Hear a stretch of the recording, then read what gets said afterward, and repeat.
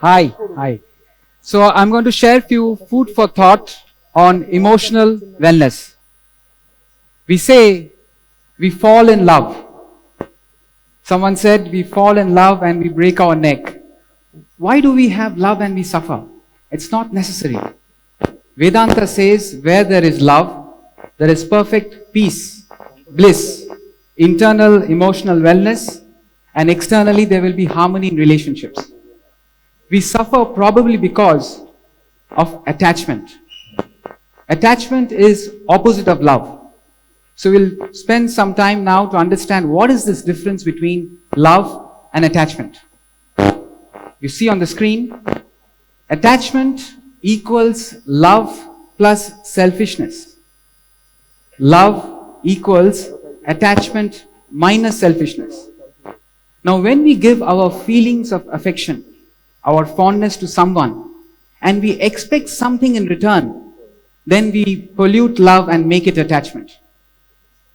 Very few understand the meaning of true love, the magnitude and grandeur of love. Many years ago, hundreds of years ago, the great writer and poet Oliver Goldsmith, see what he has to say. He says, love is still an emptier sound, the modern fair one's jest. On earth unseen, or only found to warm the turtle's nest. He's saying it's a modern fair one's jest. He says the love that we have now is very superficial. There is no depth in the emotion. There is no love on earth. If at all it is there, it's there in the turtle's nest. Now if you have seen Discovery Channel, you will find that the turtle lives in the sea. But when it wants to lay its eggs, it comes out of the sea, it digs the sand, it puts the eggs, covers it, and it goes back into the sea. No expectations. It does what it needs to do for its little ones, and zero expectations. Complete sacrifice. So attachment is based on self-centeredness, selfish. When we are attached, there is distress internally. We lose our emotional well-being. There is disharmony externally. Love has the flavor of unselfishness. What can I do for you? Period. The flavor of love is sacrifice. Now, you got to examine carefully the love that you have. Is it love or attachment? In fact, the next stage of attachment is possessiveness. When we are possessive, we develop a mental bondage.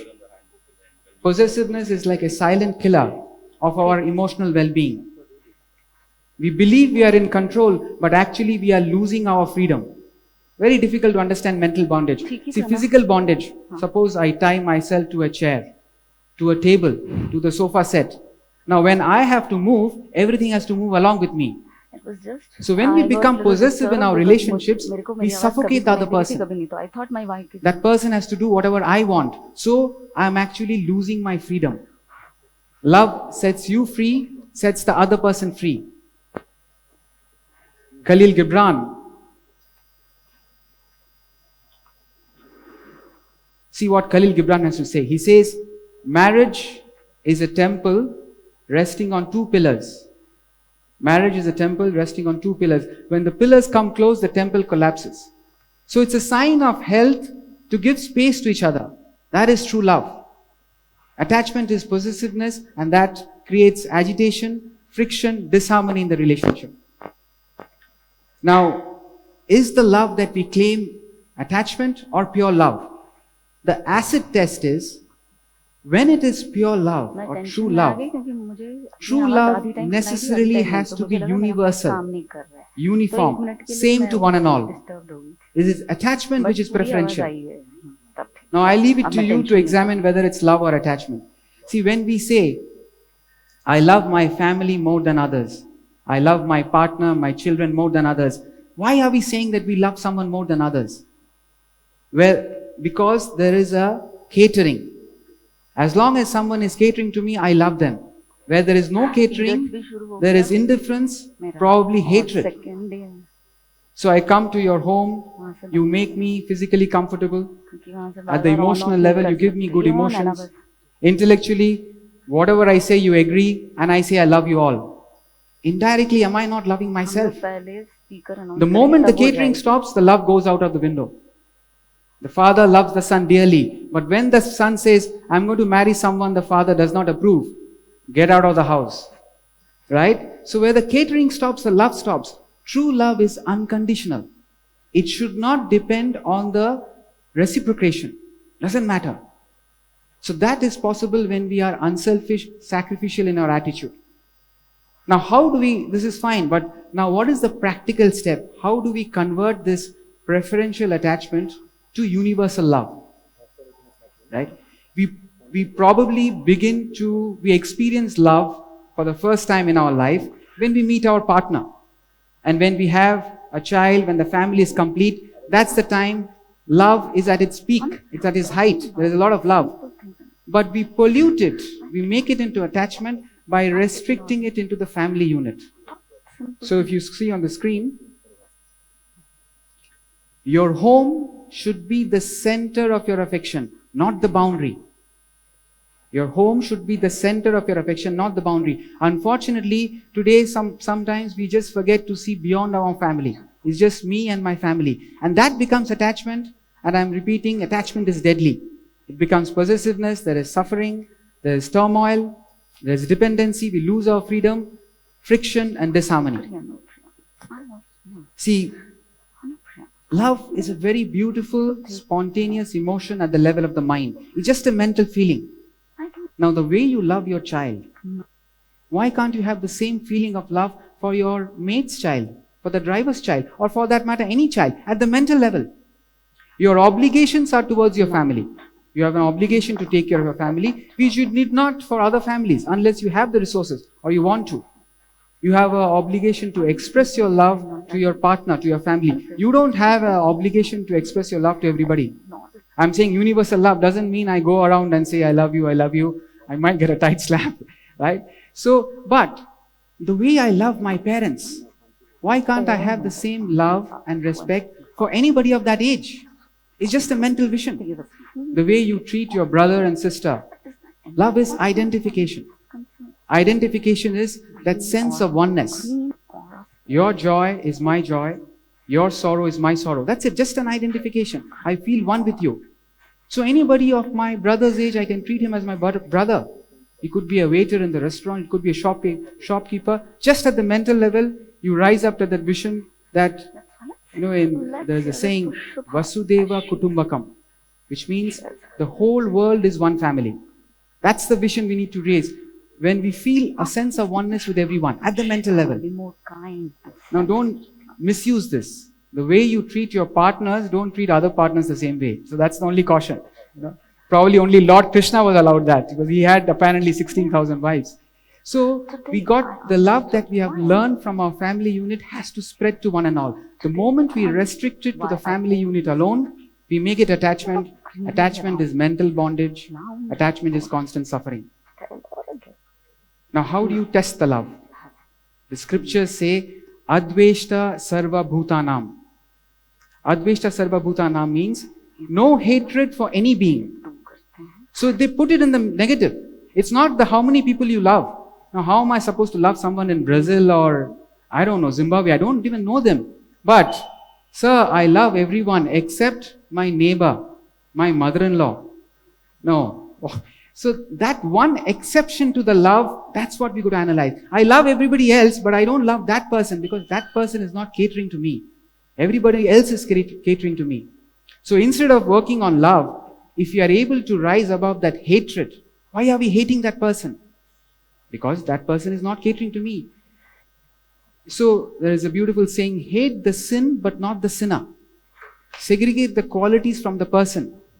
The child may be the worst child in the world, but the mother has affection for the child. She may slap the child also, but with love.